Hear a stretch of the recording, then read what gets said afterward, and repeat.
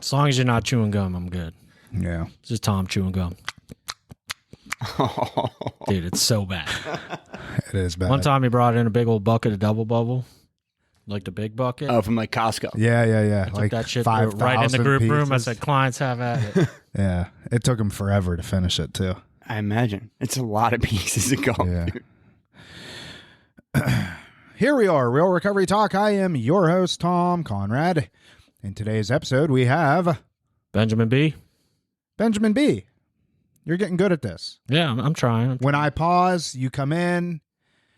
I First finish your sentences, Tom. Yes, first things first. Thank you for tuning in on YouTube. If you're listening on YouTube, obviously, you know you can find us on Apple Podcasts, Spotify, Stitcher, SoundCloud, Google Play Music, and whatever other podcast player out there that you might have.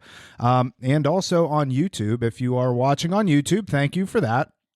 In the end, Ben, what are we trying to do? Turn your mess into your message. Yeah, but I want to see some more emphasis. We're going to turn your mess into your message. All right. Next time, more emphasis just without the volume going up All because right, you all right. just I'll keep blew out working my on it. eardrums. Good. Ultimately, also, if you want to reach out to myself or Ben, you could always email us, tom@realrecoverytalk.com and ben@realrecoverytalk.com. We'll gladly have a conversation with you about your situation, but just know we're going to ask you for your phone number because, look, in the end, you can't have meaningful conversation via an email or text message. Would you agree with that, Anthony? I would agree. All right. So Anthony is here. He has reluctantly agreed to come on the show. He was volunteered by somebody by the name of Lauren, who is in fact in the room spectating because she didn't want to come on herself. So she volunteered Anthony to come on and share his story. Now, Anthony does have a Philadelphia Eagles hat on, so we're going to take that into consideration.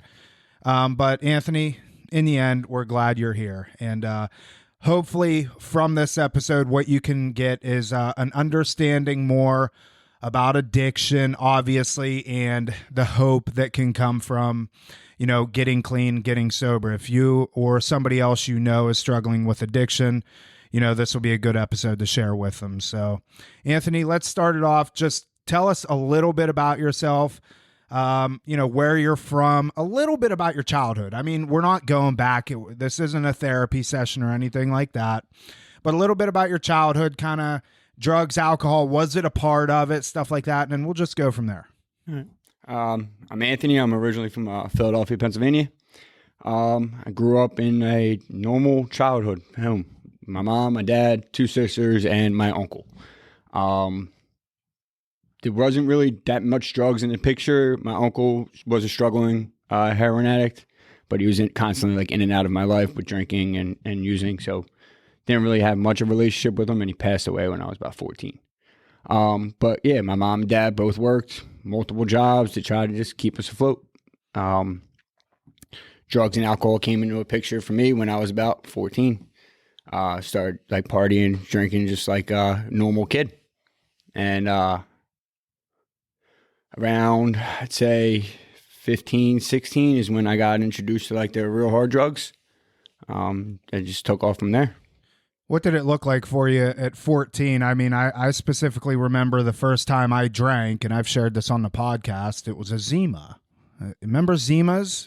I remember Zima. The original White Claw. Yes, Yeah, exactly. that I remember specifically. I remember where I was, you know, and I remember the feeling that I had. It wasn't like this, oh my gosh, I found the love of my life.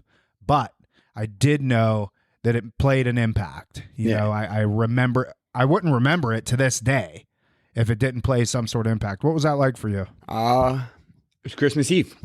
I remember it just like it was yesterday. My parents had them chocolate candies with shots of rum in them. Ooh, yeah. And me and the neighborhood kid, we snuck some and went into my bedroom and we were eating them. And we were eating them. Like we probably had like 6, 7 a piece. And then we were throwing up everywhere. The whole house, we were like, everybody knew we were drunk off these candies. And I remember that vivid day, like it was yesterday. It wasn't like a aha type moment, like I found my love either, but like I enjoyed myself until I was throwing up. I wonder if it was from a mixture of the alcohol content and the massive amounts of sugar that, probably Yeah. a little bit of both. Probably definitely both. I mean, I was 14. Yeah. So Was alcoholism addiction? I know you said your uncle, but what about your parents? Were they kind of normal or my mom's never took a drink or a drug in her life. wow? Not one. Not one. Wow. She actually told me a story, and it's just a funny story. It's how my mom and dad met, actually. My mom took 2 hits off a joint at a party when she was like 16 years old and wound up getting in a fight with some dude. And my dad stuck up for her, and that's how they met. No kidding. And she's never touched anything ever again. Wow, that's cool. Yeah. What about your dad? Active drinker. Not he's not like an addict or anything like that, but he is a construction worker from Philadelphia who just blue collar. likes to drink. Yeah. Hey, Never Listen. been a problem or nothing like that. Never been like an angry drunk or nothing like that. Just worked and drank. yeah. I mean, I'm from Pittsburgh, so I mean, and that's how it was. I grew up as an auto mechanic, and my dad was an auto mechanic, and that was what you did. You went to work, you wrenched on cars, and then when you were done, you went to the bar. Yep. And so, but I don't envy people that can do it successfully, but I do think to myself, dang, I wish I could still drink successfully, because I love the way that it makes me feel. I love who I become. I mean, I don't think I become this angry monster that, in the big book, like they talk about the Jekyll and Hyde effect. I don't believe that's me. If anything, I become more, listen, I had a nickname. My nickname was Norm from Cheers. I sat at the same bar stool every day, drank my beers, and really didn't bother anybody. Kind of how I am today, huh, Ben? Yeah. No, that's pretty accurate. So when did the wheels start falling off? When did you know, okay, this is a problem? Or, the hard drugs got introduced at probably a relatively young age. I think you said, 15? Yeah, 15. Started doing pills. The Oxys came around, and they were Oxycontin 80s, and they were extremely cheap because no one knew what they were. What year was that? 2000, what was that? 3, 4? Something like that. Yeah, that's about the time. How old are you? I'm 35. Okay. I don't know. I don't know nothing about oxys. I'm a drunk. Yeah, it's like, That's Ben's love language. I think it was like 2003 or 4. Yeah. That was the height of it. Yeah, they came into play, and no one knew what they were, so they're selling them as perks. And I went to go get a perk one day from somebody, and that's what they had, and that's when I fell in love. That's when I had that aha moment. How'd you get subjected to those? Somebody just give them to you? Or, I mean, you bought them? Or? Yeah, I bought them. It was off a kid in the bathroom at school. Sounds about right. Yeah, he's like, I went to go get weed from him, and he didn't have any weed, and he had pills. I was like, all right, yeah, fuck it, I'll take one. Yeah. Sorry for the language. That's all right. But yeah, he said, all right, I'll take one, and took it, and same kind of thing. I threw up because I took way too much. But I just remember walking down the halls and like scratching my stomach and just being like, oh my God, this is amazing. I need to feel like this again. It's funny you mentioned that he had something else. Like people talk about weed being a gateway drug.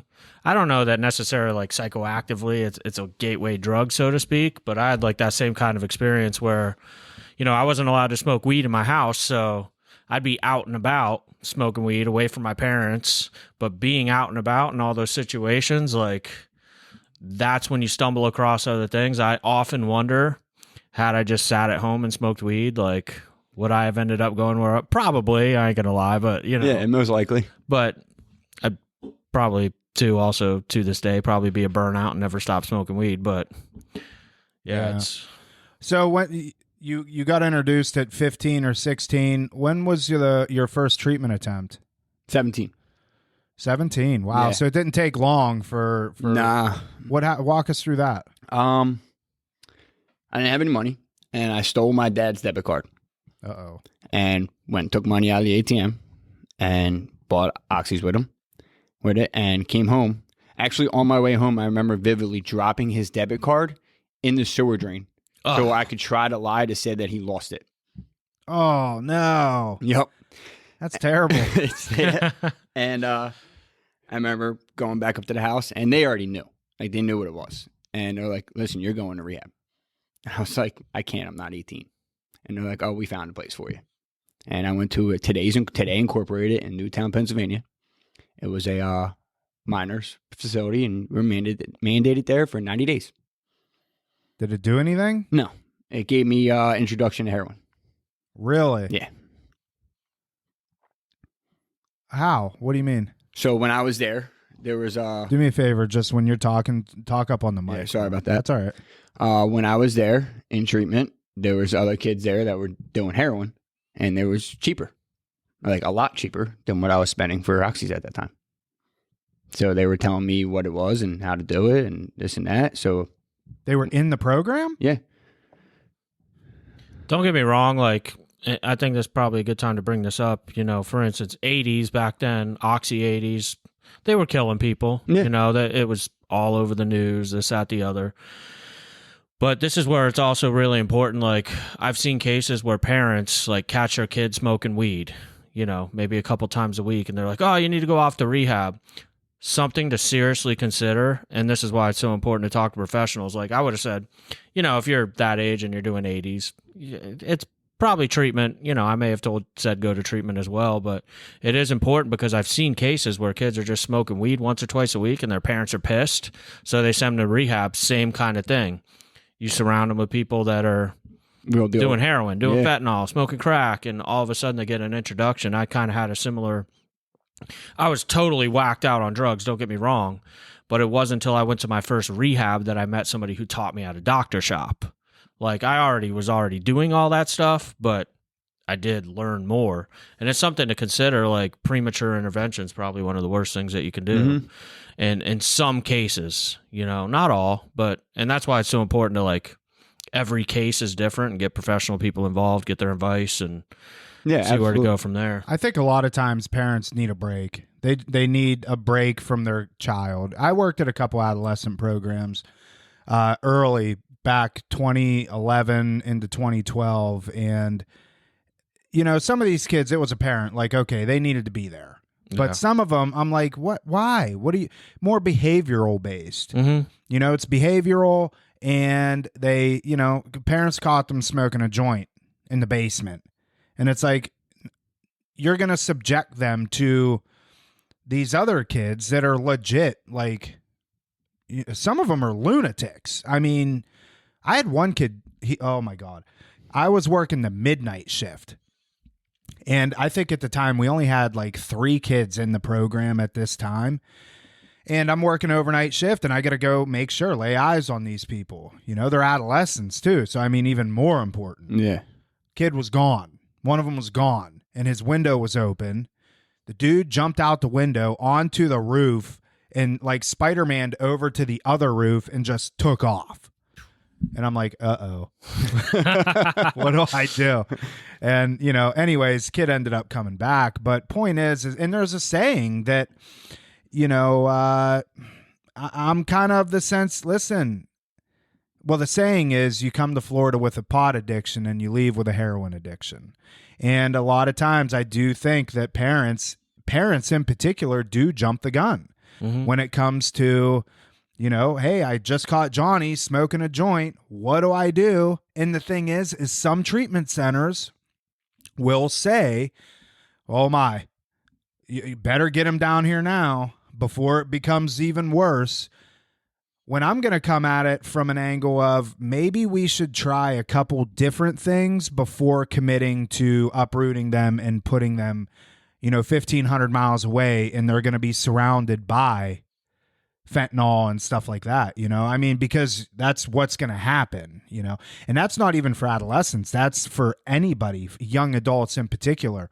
We had a kid just, you know, a few weeks ago that on a surface level thought it was pretty much just a pot addiction. And I had talked to the mom and I said, well, just so you know, like, there's people that are here that are around your son's age that are IV heroin users, fentanyl pretty much now. But through peeling layers of the onion back, of course, find out that he had a severe steroid addiction. He was taking massive amounts of Adderall. So obviously he met criteria to come down. But I thought that was I'm glad we got to talk about that because it's an important thing. Like people get scared, and like Ben said, reach out, consult professionals like us that can actually guide you through this and make sure that you're making a calculated decision, not just, but then again, like I said, I think sometimes parents are just like, I could use a break anyway, and they look at the risk versus reward. Risk is, okay, he develops a worse addiction, but the reward is I get a 30-day break.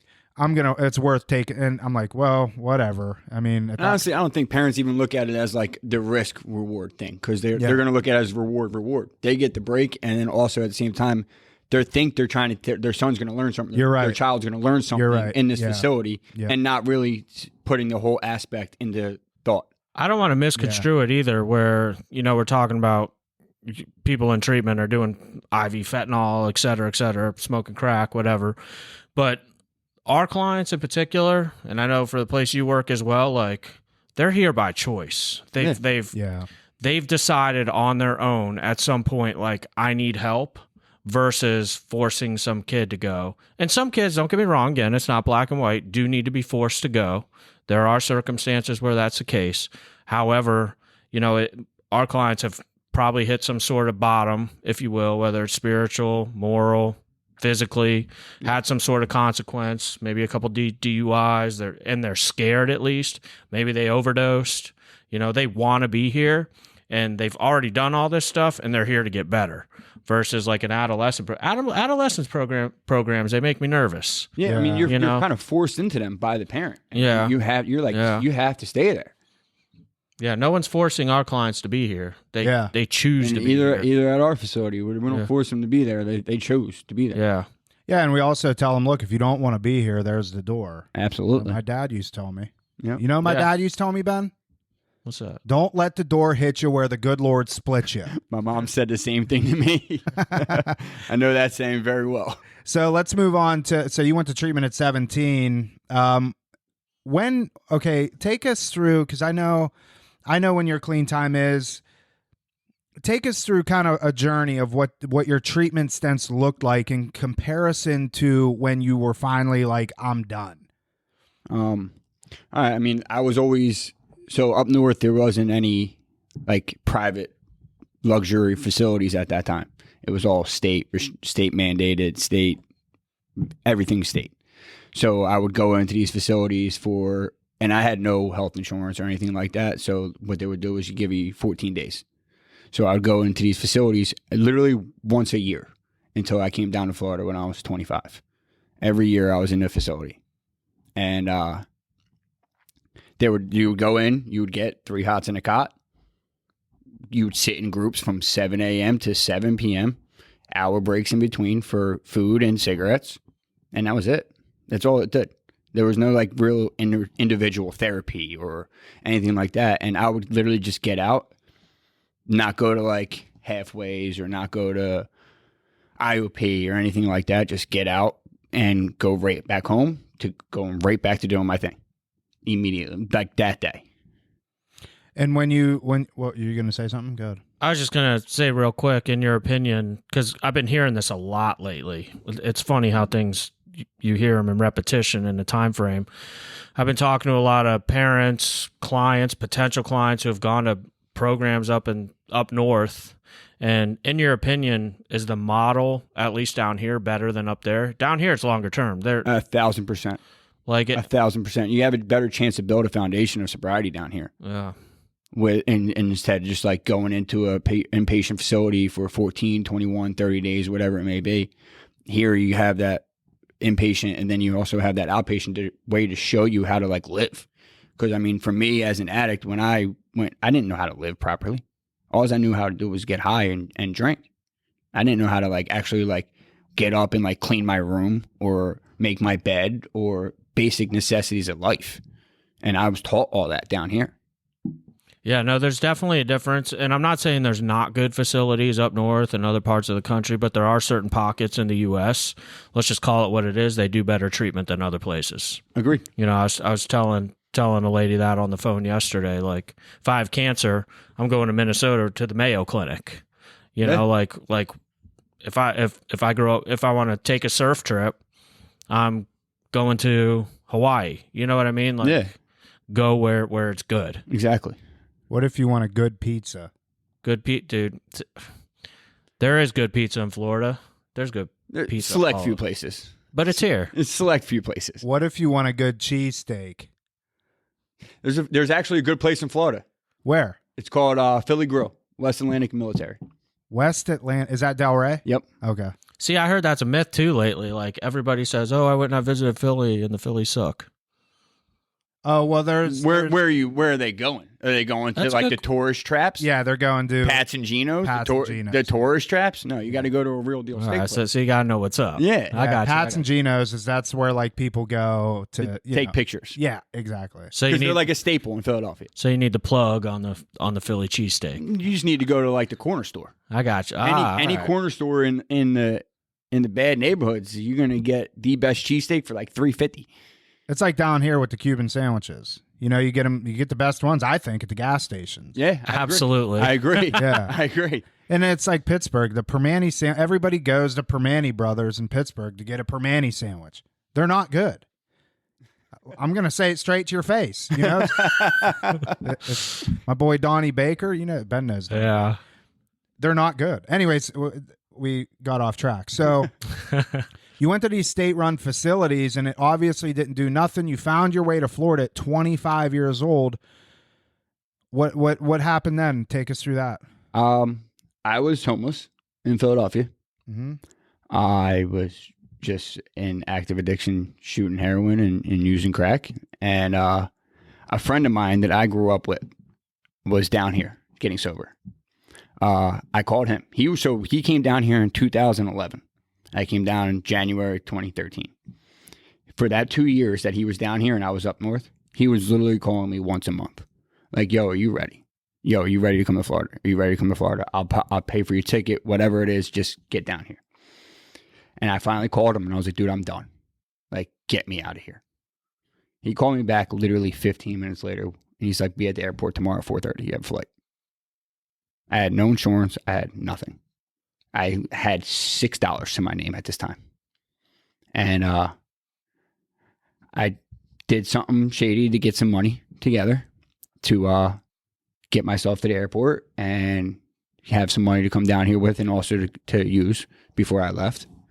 And I was on a flight. I was on a plane. I came down here. I went to a detox in Juno Beach for a couple of days.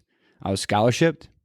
The reason that I only was there a couple of days is because I refused to take the medication because I didn't want to be sick off the meds.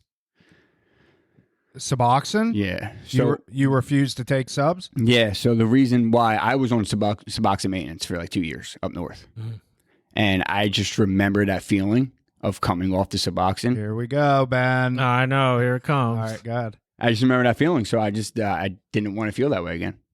So I'd rather just stick it out for the heroin withdrawal for the 4 days that it was going to be.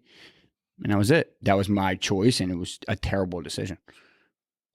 So look, Go ahead. I'm going to take this opportunity.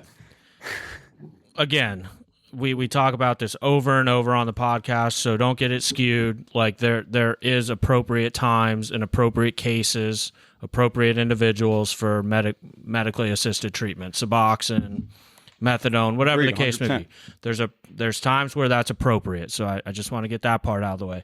However, I was just talking with our doctor, Dr. T, the other night, and this is all just in conversation with her, so I don't have exact facts. I'm sure she's not wrong, but I probably won't say it perfectly. But she was telling me they just some bill just got signed. We're in a couple months. I guess there was something called X Factor. That's the part I'm not sure if I got right. But a doctor had to get training or some sort of certification to be able to prescribe Suboxone. This bill that they just signed allows every doctor to prescribe Suboxone in the nation. And we were just having a discussion, and she's a medical doctor. She works in the treatment realm. She's an addictionologist, very well versed on addiction. And she was mortified, is basically what she was telling me. She was like, I know a lot of doctors, and they are clueless about addiction, and just and now what we're going to have is a situation, let's just call it what it is. You're going to get some young kid, like we were talking about earlier, that does a Roxy or an Oxy one day, and mom takes him to the doctor and puts him on Suboxone. And like Anthony was just saying, the withdrawal from the Suboxone, it potentially worse than heroin. It's a disaster waiting to happen. 100%. And so I wish these people in the government and Congress knew No, they what know. they were doing. They know. They know. I They just didn't- don't think Fair enough. they're there yet. Yeah, I don't think that's another story for another time. Yeah. You know? I mean, it's portrayed Not a as- conspiracy theory. No, it's not. Pharmaceutical companies are involved. Absolutely. We created the problem. Now let's be part of the solution. But really, again, it has its appropriate uses, its appropriate cases. But Case by case basis. but But now I don't it's, think somebody that used one time or even a kid that has not experienced any type of sobriety. Well, let's even just use your example. I mean, you qualified for Suboxone. Of course you did. You were an IV heroin user. You did qualify for Suboxone for a period of time, Yes. not for 2 years. Absolutely not. I mean, Suboxone in and of itself is, in my opinion, and listen, I'm not an opiate addict, so let me just say that. I've never experienced it, but I have experienced at this point thousands of people that have gone on Suboxone, maybe not thousands, but a lot that have been on Suboxone maintenance, all the same story. We're not talking about a 65-year-old man or woman who's knocking on death's door and has tried abstinence-based a gajillion times and it just doesn't work. Okay, if that's the case, go on Suboxone maintenance. You're probably on every other sort of governmental, program anyway. Like, there's no drive for you to get better. You're in the fourth quarter. You're knocking on death's door like tomorrow. Go on subs. But how old were you when you went on subs? 22. You were 22 years old and you went on subs from 22 to 24. What's your quality of life in those 2 years? I mean, I did not stop using the entire time I was on the Suboxone. Yeah, I was using other forms of substances. Like, I was either drinking or using cocaine or Xanax. I just wasn't shooting heroin at that time. and that's the thing. That's the issue. And there's this big push. Like, it drives me nuts that this medically assisted listen, I understand, I get it, there's a time and the place, but not for a 22-year-old young man, young woman that listen, you go on 7 to 10 days, 14 days, whatever, kick it, 24 hours free and clear, and then go into an abstinence-based program. You cannot sit here and if anybody wants to, I mean, the invitation is open. Come in and have a logical debate with us about how it is optimal to put somebody on subs for more than that time. I would love to be in that conversation as well. Yeah, no, if legitimately, if somebody's out there, and I'm sure that there's cases out there. I know people that have been on Suboxone for over a decade. And it works for them. And that they're cool with it. Like, but at that same time, there's been points where those people that have been on it for over a decade, like, they're managing through life, but they've like called me knowing I'm in recovery, be like, man, I'm starting to think I want to get off of this, and they talk about their quality of life is just not what it could be, you know? Yeah, but here's the thing. Exactly what you just said. And a lot of times we compare addiction and the way that it's treated in the same as every other disease, which I think is fair and we should do. That's like telling somebody, hey, listen, you do have diabetes. We can manage your diabetes with insulin. You take this shot a couple times a day, whatever you need to do, bring your insulin levels or, regulate your blood sugar through insulin. We're not going to look at anything else, but here's your insulin. Somebody can live a fine life that way, sticking themselves in the stomach every day with an insulin pen and everything else. But at what point does somebody come in and intervene? And I'm not talking to the type 1 diabetics that are born with this genetically, yada, yada. I'm talking to the people that have this as a result of diet and nutrition. They ate their way into type 2 diabetes. At what point do you have somebody come in and say, listen, are you done? Do you at least want to try changing your diet? Do you want to try and put down You know, the big gulps from 7-Eleven? Do you want to try and go out for a walk and maybe get on an elliptical? You know, stop stuffing your face. Try that. Try it for a period of time. And you'll have to take your insulin for a period of time, maybe, but there's a possibility that you're free and clear of insulin. And then they start to experience what this life is like without insulin, and they lost 30 pounds, and their blood pressure is better, and they can play with their kids. They can do all the things that they want to do. So the people that are on subs, yeah, they live a fine life, I suppose. But who's going to come in and say, let's try it abstinence-based? Because you don't know what it's like. You don't know what it's going to be like to be out of the grips. You know? I'm off my soapbox. So I think that a lot of it was me when I got put on Suboxone is because I went to the same facility 4 different times in 4 years. And every time I went back, they were like, all right, well, you got to do something differently. And when they told my mom that Suboxone maintenance was like the end all be all and I was going to be better, I wasn't done. Like, I wasn't done getting high. I was going in these treatment facilities because I was being forced to by my mom or my dad to be able to live under their roof. So, like, I think a lot of that too is like when I was on Suboxone maintenance, there wasn't a lot of science or knowledge about Suboxone at that time. I mean, we're talking 15 years ago now, or 13 years ago, you know? So there wasn't a lot of science, and they didn't know how to handle opiate addicts at that time. And that's true, and I think that's a viable argument. I mean, there wasn't a lot of research around it, and it does work for some. But, I mean, I didn't shoot heroin. Yeah. I did everything else, but I didn't shoot heroin. Yeah. You know? But again, I think it's on what the patient needs, a case-by-case basis. Again. Yeah. Like, it's a case by case with everything. Or what they want. Yeah.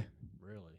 So, okay, take us now. You know, we're on this path. Okay. Where are we at now? So you came down, you got clean.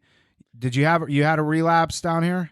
Yeah, I had a few. When I first got down here, I got sober 3 years. Exactly. Didn't even pick up my 3-year medallion the day after I relapsed. So you came down, you stayed clean for 3 years, and the day after your 3-year anniversary, you went out. Yeah. Okay. Yeah. And I mean, I wasn't doing nothing. Let me preference that with that. Like 3 years was pretty much off willingness. Like I did my steps my first year, all gung ho about it, and then like girls, work, everything all came into play, and like I had life back. So, like, I was living a life that I never lived before, like, coming from where I came from, getting high most of my life. Mm-hmm. And I was able to do things. I was able to go out to clubs and not drink and go to these parties and go places, go skydiving, to experience all these things in life. But I wasn't doing anything with my sobriety. So, I was probably a year and a half off just straight will at this point and not doing anything, not praying, not sponsoring people, not steps, not meetings, not nothing. Just strictly living off willpower. And like I told you prior to this, I was at a racetrack getting gas. Got asked if I partied, and I said yes. Went back and locked myself in my bedroom for 2 days. That fast. Spent $1,000 that day, right away, off heroin and crack. So I want to dive into this just a little bit deeper for the listeners, that like there is no real, I know it's hot in here. Yeah, it's a little but we can't here. Put the air conditioning on, Ben. Yeah, because Tom's a perfectionist. It makes noise. It gets loud. He's getting cranky again. I've been teasing Tom all day. I'll lay off. Yeah, please. I'm sensitive. A lot of times parents, you know, I think it does make sense to focus on this for a second of how quick that is. You know, you walk out, you get gas, somebody says you party, you say yes. You had built this life. You have 3 years of sobriety. I'm willing to believe that you had tangible stuff. Mm-hmm. You had car. I had a car. You had job. Apartment, job, working in this industry. Yeah. So like you would think right. I would like have a second guess about it. But all that was by the wayside in that split second. So what's that saying? The life that recovery gave you took you back out. Yep. Or- how do they say it? Something like that. I don't know exactly. Recovery gave you a life that took you back out of recovery or something. There's like a 12-step version of that saying. I don't know, but You get the point. Yeah, exactly what that was. Well, and I think along the lines of that, it's like we do build. Well, you built a lot of this stuff up in terms of tangible stuff. Yeah. You know, as far as spiritual, Monetary. yeah, spiritual, mental, emotional stuff. Though, where were you? Nowhere. Bankrupt. Bankrupt. Yeah. I was literally, I had no type of spiritual connection. I had no type of connection with a fellowship. I had this supermodel girlfriend in my eyes, and that was like I achieved greatness. I had a car in my own name with a license. I had money in my bank account. I had an apartment. I had this supermodel girlfriend, and I had a great paying job. Coming from where I came from, I made it. I was happy. In Bill Wilson's words, I had arrived. Yeah, I had arrived. That's it. But it wasn't to my sobriety. It was just everything monetary. I didn't know about like what actually had to go get fixed inside of me to be able to maintain these things and have this life. Yeah. How long did you stay out after that relapse? I was in and out for about 5 years. Really? Yeah. How much? What's the longest clean time you had in that 5 years? A year. Okay. And when you had that year, did you go back through the steps or, Yeah. you know, Yeah. that's interesting. I mean, and I think that this is important because, you know, sobriety and recovery, it's kind of fluid, you know, it really does depend on a lot of time. People think, oh, once you just put the plug in the jug and, you know, you stop using that part's behind you. And it's not. And again, I'm talking to parents, loved ones, people that really don't know. That's not the case. I mean, how's it go in the big book, Ben? Or something is condition on our Spiritual condition? Yeah, help me out here. But like, I have no idea what part you're referencing. anyways, it's a constant. We're constantly working on this. I know there's a quote in the big book somewhere about constantly working on ourselves, and this is something that we have to do on a daily basis. A man is unthinking when he thinks that not drinking is enough. Is that the quote you're looking for? No, Something but like that? Sounds good. Sounds great. Yeah, no, that's a line. There we go. I had to give you one. I mean, the point is that this is something, you know, look at Anthony, for instance. He had 3 years of sobriety. On a surface level, somebody that doesn't know, you got a car, you got a job, you're making good money, you got a hot girlfriend, and you're going to throw that all away by going out and smoking crack. What is wrong with you? Welcome to addiction. Yep. I mean, that is as plain as it gets. The tangible stuff. I will say this. I do believe there is a lot of value to be had when it comes with tangible items. Looking back at my own experience, you know, when I got the scooter, when I got the bicycle, I'm like, dang, this is cool. Now, mind you, when I was drinking, I had all brand new vehicles. You know, my dad enabled the shit out of me. I had anything I wanted. But when I went a period of time without it, when I got the bicycle, I was grateful for it. And I didn't want to lose it. And then I got a 150cc, not a 50cc. You got a real scooter. I got the real scooter that I had to go and get the motorcycle endorsement with, Ben. So I went and I got the motorcycle endorsement. Go ahead. And got lost in Riviera Beach. I did. No, it wasn't. Well, no, that'd be West Palm. Oh, it's Tamarind. I was close to Riviera Beach. Tamarind, that's what it was. That's Tamarind Avenue. yeah. I had. Great location. I got lost at like midnight. Oh God. Yeah, on my scooter. I had been in Florida I had been in West Palm like a month. Oh God. And me and a bunch of my sober buddies we went out for burgers in City Place when it was City Place. There was a cheeseburger. Yeah, I remember that. And I went there and we all finished and whatever. And I hopped on my scooter because I was going back to my halfway house, which was House of Principles on Dixie Highway. Mm-hmm. And I went the wrong way. I made a left when I should have made a right. And I ended up on Tamarind and it was scary. I don't belong. I'm not like, I have no street smarts. So anyways, point is I got the scooter. It held value. Then I got the broke ass car, held even more value. Then I got the job that I was actually making money and not spending it on alcohol, held more value. I think tangible items, these materialistic things play a very important role in early sobriety. but the longer that we go, they're not going to keep you sober. You know, that's when the spiritual, the mental, the emotional stuff need to really start taking precedence over tangible stuff, or else it happens like what you did. Yeah. I remember I lost the apartment, lost the car, got it repoed. It was it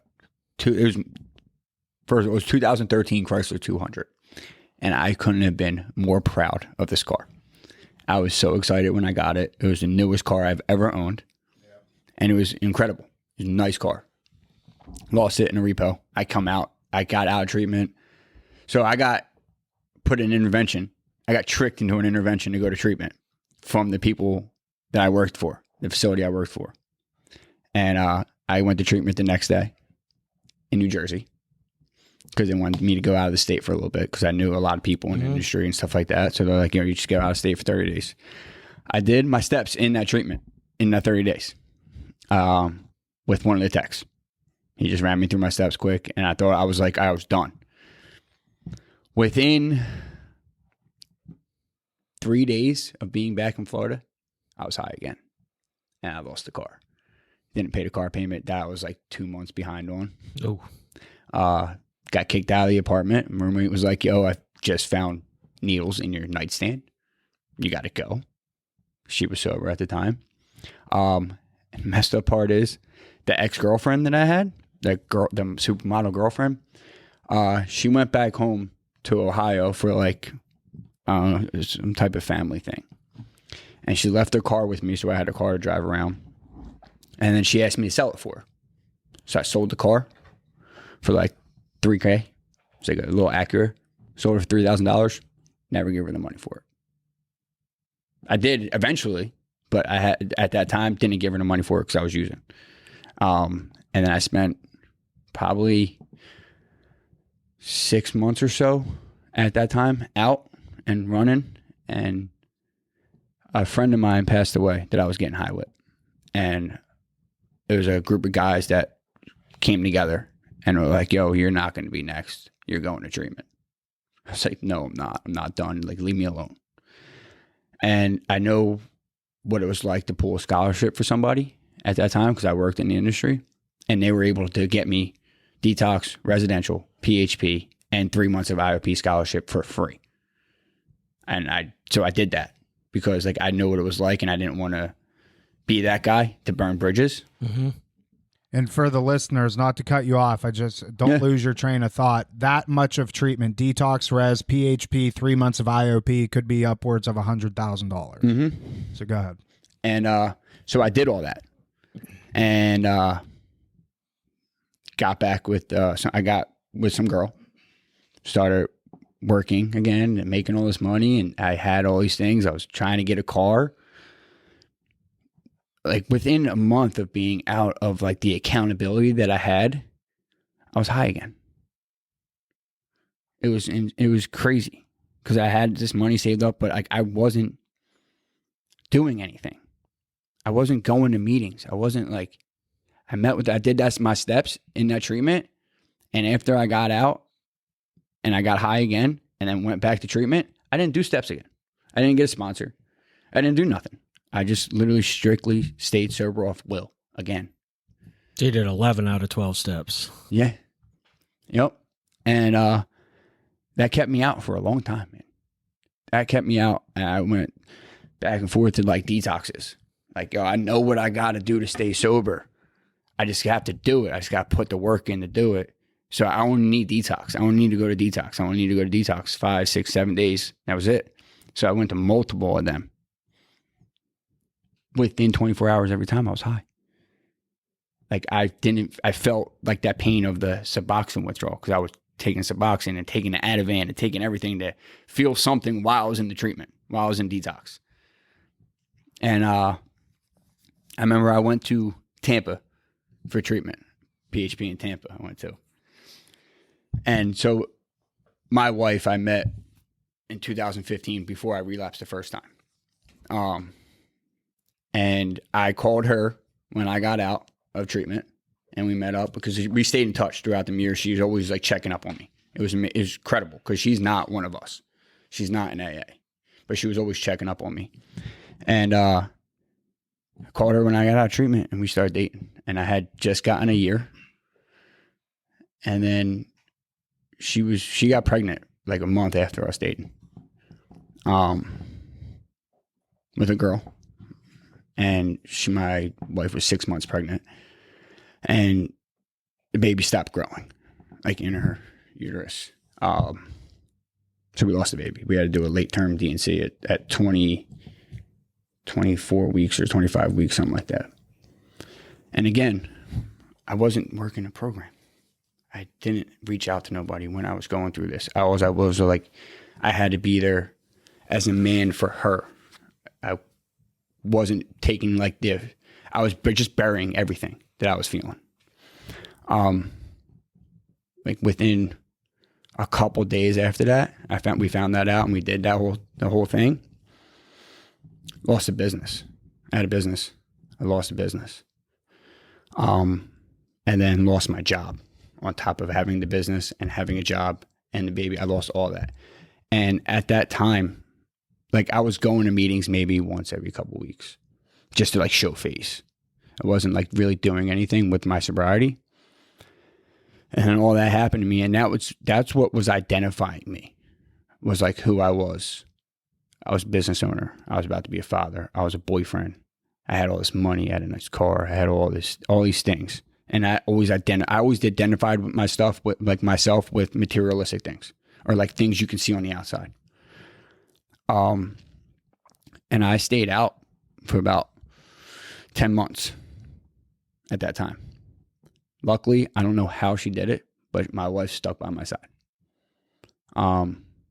I proposed to her. And so in November of 2019, November, she sat with me on the couch. She called off work for a week, and she sat with me on the couch to detox myself. She stayed awake for 7 days just so I can detox myself. Day 8, she went to work. Day 8, I got high. But in that time when I was detoxing myself, I proposed to her. And we got married after I got out of treatment. I went to treatment again for 6 weeks. And this time I was like willing to do whatever I had to do. I had cash paid to go to treatment. I got a scholarship for detox and cash paid for 6 weeks of treatment. I went to detox, and I went to a program in Delray for PHP IOP, where it was like a lockdown PHP, and didn't have a phone, didn't leave, nothing. And I just did everything I had to do to stay sober. I got out, and COVID hit. I got out of treatment. Literally the day after I got out of treatment, nothing was open. You could not go anywhere. Oh my gosh. It was, honestly, I look at it as that was the best thing that ever happened to me. Because I could focus on doing my steps. Because I already had contacts in the industry, like in the area and in recovery. And so I could just call somebody and get a sponsor. So that's what I did. Called somebody, got a sponsor. I was doing Zoom meetings every night, multiple times a day. And that's honestly, with having that time to be able to get sober, of not having to worry about anything else, was probably the best thing that ever happened to me. Because I was able to really work on myself and really do it. It was incredible. That's interesting because obviously, you know, in the, well, for you included, I mean, obviously we know the impact that COVID had on people. I mean, we were fielding calls left and right from people, even still to this day. You know, when you talk to somebody that had a relapse in the when did COVID start? 2020 or 2021? March 2020 is when they like locked down. Yeah, yep. Anywhere between March 2020 and, you know, March 2021. Yeah, maybe a year and a half. Right. Yeah. Any relapse in that time frame was a direct result of COVID. Direct, indirect. You know, meetings shut down, whatever the case is. People, and listen, I get it. You know, you could use an excuse for anything. I didn't relapse during COVID. You didn't relapse. I'll throw this out there. Meetings in Florida were still running. Clubhouses were still going. Yeah. Oh. Yeah. Gonna get people in trouble, Ben. Hey, I'm just throwing it out there. No, yeah. I'm more likely to die of my heroin addiction than I am of COVID. Yeah. That's a fact. I 100% agree. So those clubhouses that stayed open, thank God they stayed open. No, really, yes, thank God. And, you know, even us as a treatment center, I mean, there were treatment centers left and right that, their whole model went to Zoom meeting or Zoom groups and all that stuff. Ben and I I think we tried that for maybe 2 or 3 days, and we're like, nope, we ain't doing this. So Ben and I were running groups out in the back parking lot, and just doing whatever we had to do, I mean, on the front line, because like what you said. Our therapists that weren't comfortable with it, we told them, go ahead, stay home. Tom and I ran like every group here. We just, because we knew the value of face-to-face and it's human connection. It's huge. But anyways, where I was going with that was you needed that. You needed that to happen. Yeah. Yeah, because it forced, like I like that. It forced you to really look at yourself and gave you that time to focus on yourself and get the work done. Yeah. So where are you at now? I mean, you're coming up, I think you said, on 3 years on next month? Yeah, February 22nd will be 3 years. And what's your overall perspective now? Like what do you think you've done a complete 180 on now versus all the other, because I mean I didn't count, but you've been to your fair share of treatments. Yeah, it's 27 to be exact. Wow. That's a lot. How many you been to, Ben? Oh, I don't know. I'd have to really sit down and think about it with the IOPs. Do you count psych wards? Yeah, I did. I did. Been to a couple of them. Yeah, I don't know, because I was always like bouncing into different levels of care, and you Well, get a between the DUI, two, so you go to IOP. Between the two of you, I'm sure you're pushing 50. Maybe more? Oh. Probably a little less. Yeah, maybe right around there. I don't know all of his history, but I mean, I'm up there, so it's not that much of a difference. Yeah. Lauren, what about you? I'm up there. Yeah, you've been to your fair share too? Over 30. Wow. Last time I went to treatment, I was 13. Okay. You can't see Lauren, but Lauren's going to come on next week. She doesn't notice yet. Nah, she's telling me now. She'll be on next week. She has a baby due on the 10th of next month. Yep. 2 weeks from Lauren does have a baby coming. But next week, we don't know. Oh, that's right. Then we'll have to wait 3 months. Yeah. Okay. All right. Well, anyways, that's Anthony. It's an awesome story. I think, what I want you to do now is just give some tangible kind of, again, like we said before the episode started, a lot of the people that listen to this are families and loved ones that have Anthony's in their life that they don't know what to do with. They have Laurens that they don't know what to do with. They have me, they have Ben, and they just want to throw their hands up and say, what do I do? What are some action items, 2 or 3 action items that you can give somebody that they can start implementing today to get some help for themselves and maybe their loved one or whatever? Seek professional help, one. It's like the number one key. I would think they would seek professional help. 2, and I hate to say this because it was probably the best thing that ever happened to me, don't enable. Don't enable them. There it is, Tom. I'm telling you, we need a ticker. So every podcast that Ben and I do with a guest, and I ask the same question, always the same answer. We need to have an enable, a whiteboard. They just don't get it, dude. Yeah, and it's easier said than done. Yeah, of course.